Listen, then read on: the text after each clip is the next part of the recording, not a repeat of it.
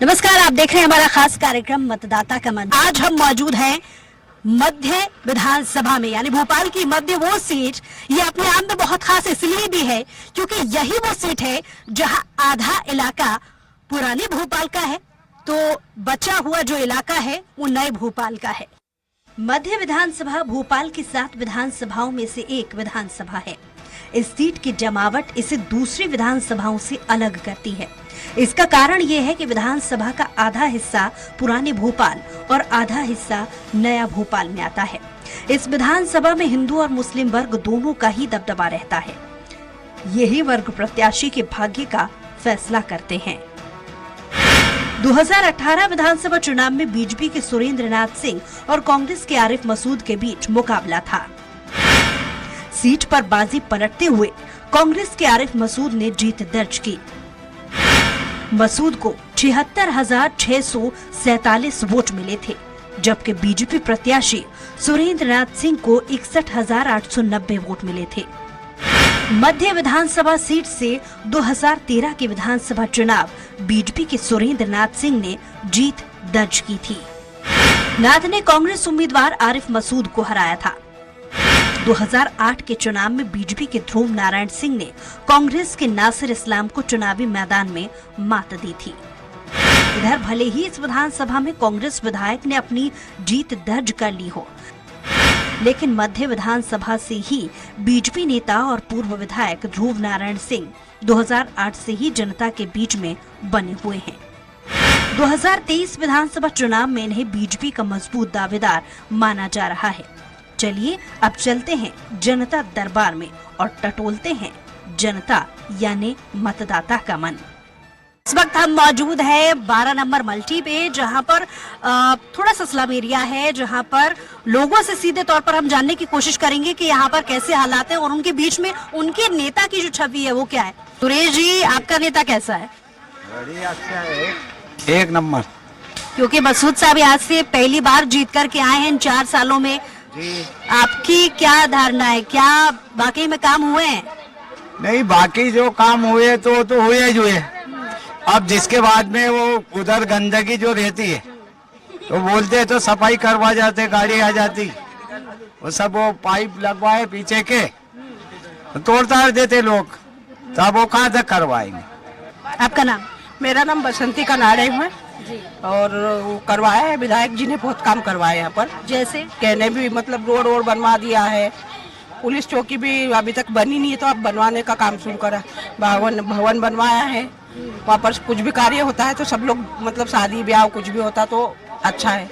लेकिन अब मैं उनसे बोलना चाहूंगी कि कम से कम टंकियाँ लगा दे हमारी। अच्छा, इसके पहले भी कुछ और दूसरे विधायक भी थे, उनसे अगर तुलना कर ली जाए, 4 साल आपने मसूद जी को दिए हैं, तो कैसा रहा है काम? नहीं, उन्होंने तो एक नंबर काम करा और सुनते भी है, कोई बोलता है तो करना के लिए मिलने आते हैं बस्ती के लोगों से? आते हैं ना, सबसे मिलने आते, मिलने में जाते। पग यात्रा पे मैं भी गई थी उनके साथ। कैसा नेता है? हम यही करवा रहे हैं, देखो ना सब खराब हो रहा है। काम हो रहा है, विकास हो रहा है। अभी तो नहीं, ये घर का तो नहीं हुआ और इधर मंदिर के सेट डलवाए उनने, पर यहाँ देखो सब फट रहा, गिर रहा है, पूरे करवाना पड़ेगा। नहीं शिकायत की थी आपने? अभी तो नहीं किए। चुनावी वर्ष जब नजदीक आता है तब नेता ये दावे करते हैं, ये वादे करते हैं और उन वादों की बिना पर ही जनता उन्हें वोट देती है। तो जब 4 साल पहले आरिफ मसूद आप सबके बीच में आए थे वोट मांगने के लिए, तब उन्होंने पहला वादा क्या किया था जिसे अब उन्होंने पूरा किया भी है या नहीं? कौन सा वो वादा था? सब किया है, रोड बनाना, मकानों को ये मतलब पाइप लाइन करवाना, सब करवाया है। कितने नंबर देंगे अपने नेता को? हम कितने नंबर है? 100 में से 100 देंगे। चलिए, ये अच्छी चीज है कि आप अपने नेता को 100 में से 100 नंबर दे रहे हैं। कुछ और लोगों से भी बातचीत कर लेते हैं, उनकी प्रतिक्रिया जानेंगे कि क्या कहता है उनका मन उनके नेता के लिए। तो आरिफ मसूद बतौर नेता कैसे हैं आपके लिए? अच्छे क्या काम किए? सब काम किया, साड़ियाँ बटाई, वो छतें डलवाई आपके नर बाबा का। कितने नंबर देंगे आप अपने नेता को? हमारे जो नेता है आरुफ मसूद, हमारे भाईजान, वो बहुत अच्छे हैं और बहुत अच्छा काम कर रहे हैं। बहुत अच्छे हैं, 3 सेट ये बनवाया है, साड़ियाँ बढ़वाई है, मल्टी में रोड को अच्छा करवाया है। सब किया है। बच्चों के लिए कुछ करा है, क्योंकि बहुत सारे बच्चे यहाँ पर दिख रहे हैं मुझे, तो सबके लिए करा है। अच्छे हैं, बहुत अच्छे हैं। पढ़ाई को लेकर या और दूसरे कामों को लेकर के उन्होंने कभी जो वादा किया ये अपने साईं बाबा नगर में, उसका पता ढंग से नहीं पता मुझे, बाकी वहाँ कोचिंग लग रही है, अच्छा कर रहे हैं, पढ़ाई वढ़ाई सब अच्छा करवा रहे हैं वो। तो इस वक्त हम मौजूद हैं पीसी नगर में, और पीसी नगर में ये मध्य का ही इलाका है जहां पर कुछ और भी लोगों से हम जानने की कोशिश करेंगे कि आखिर उनका नेता कैसा है, क्या वाकई में जो कामों के वादे किए गए थे वो पूरे किए गए हैं या नहीं। पूरा काम कराते, जैसे कुछ काम परेशानी कुछ रहती रात के भी तो आ जाते हैं, हमेशा यहाँ खड़े रहते हैं लोगों के साथ, कुछ भी दिक्कत है तो हमेशा खड़े रहते हैं। जैसे हर चीज़ के कचरा पानी सब चीज़ की व्यवस्था करते हो, कोई चीज़ की दिक्कत नहीं है, उन्हीं को लाना चाहिए इस बार। तो 4 साल में कितने काम हुए? रोड बनी है, कैसे मतलब सहायता करते हैं जो करते हैं वो लोग। आंगनबाड़ी बनी है, सहायता करते हैं, ऐसे नहीं है। जब मौका बुलाते हैं वो समय पे तैयार रहते हैं। आते हैं बराबर पे, जब भी बुलाओ जब भी आएंगे, बराबर आते हैं वो। ऐसा नहीं कि त्योहार पे ही आते हैं, कुछ भी दिक्कत होगी तो बराबर आएंगे वो। चलिए, बहुत शुक्रिया हमसे बातचीत करने के लिए और अपनी प्रतिक्रिया देने के लिए।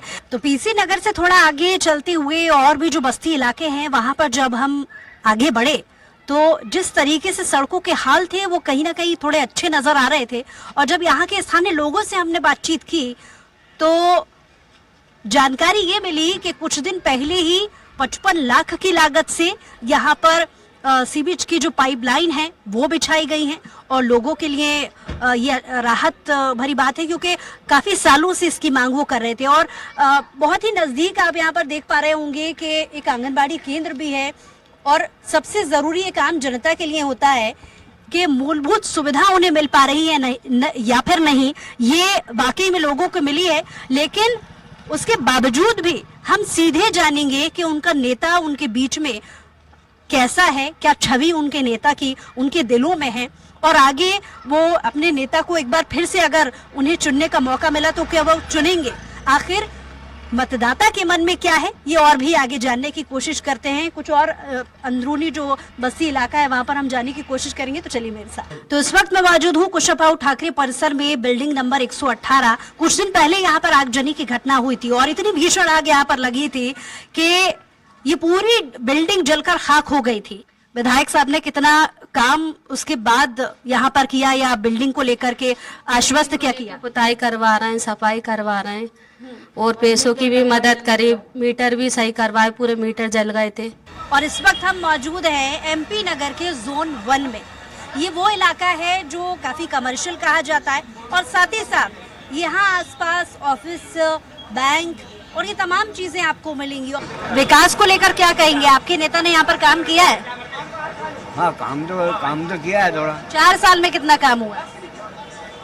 मतलब फिर भी 25-30 नए पैसे के हिसाब से काम किया है। ज्यादा मतलब कितने नंबर देंगे आप? और नंबर तो अगर देने का है तो नंबर तो उनको हमारे तरफ से हम कम से कम 50-80 नंबर दे देंगे हम तो उनको। तो मध्य विधानसभा में काफी चर्चित इलाका, जैसा कि मैंने जिक्र किया कि मुस्लिम बाहुल्य होने के साथ साथ काफी व्यस्तता में इलाका भी है और काफी सक्रिय गलियों में कुछ इलाका ऐसा बसा हुआ है। यहाँ के आवाम से हम जानने की कोशिश कर रहे थे कि आखिर उनके नेता ने उनके लिए क्या काम किए हैं। तो जहांगीराबाद में इस वक्त हम स्थित हैं, मौजूद है। आपका नाम? शमा परवीन। यहाँ बहुत से काम किए हैं, बहुत सुविधाएं दिलवाई हैं उन्होंने, मतलब उन्होंने बहुत अच्छे काम करे यहाँ के लिए। बतौर नेता आप उन्हें कितने मार्क्स देंगी?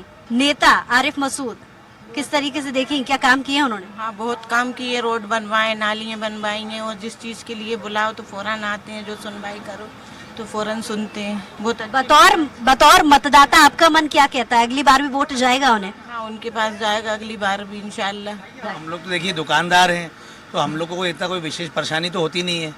ना हमको रोड से मतलब है, ना नाली से मतलब है, ना पानी से मतलब है। हमारे हिसाब से बढ़िया है, कोई दिक्कत नहीं है। एज नेता आप अगर उन्हें देखें तो कैसे देखें? बढ़िया है, कोई दिक्कत नहीं है, हमको कोई परेशानी नहीं है। कितने नंबर देंगे? नंबर 10 में से 8 मान लीजिए। चलिए, बहुत शुक्रिया हमारे साथ बात करने के लिए। तो चलिए, ये मिली जुली प्रतिक्रियाएं हमारे पास सामने आई, जहां पर हमने ये जानने की कोशिश की कि मतदाता का मन क्या कहता है। अगले लोकेशन पर मिलने वाले हैं जहां पर हम बताएंगे आपको कि आखिर आरिफ मसूद बतौर विधायक जनता की उम्मीदों पर खरे उतरे हैं या फिर नहीं। कि एक बड़ा टास्क है, बहुत बड़ी चुनौती है। कोरोना की महामारी देखी, अगर हमारी अच्छी सरकार होती, कमलनाथ जी की सरकार होती, तो निश्चित रूप से जनता को बहुत कुछ सुविधाएं और मिल सकती थी जो नहीं मिल पाई, जिसका अफसोस शहर के लिए हमें, क्योंकि शहर में हम पैदा हुए, तो नैतिक दायित्व हमारा है इस शहर की सेवा करना। तो जो पार्टियां प्रयास कर रही हैं, भारतीय जनता पार्टी भी पूरी ताकत से लगी है, कांग्रेस भी अपने प्रयास कर रही है, तो मैं समझता हूं कि ये हमेशा का यही सिनारियो है। तो अभी ऐसी कोई नई बात नहीं है। सब जो लड़ना भी चाहते हैं वो अपनी अपनी तैयारी कर रहे हैं, अपने अपने जिस तरीके से उनको लगता है कि हमारा दावा पेश हो, वो पेश करने का प्रयास भी कर रहे हैं। चुनावों के मौसम में राजनीतिक पार्टियां जनता को लुभाने के लिए कई वादे करती हैं, लेकिन सत्ता में आने पर वादे धरे के धरे रह जाते हैं। ऐसे में मशहूर शायर गुलजार साहब का शेर याद आता है, आदतन तुमने कर दिए वादे, आदतन हमने एतबार कर लिया।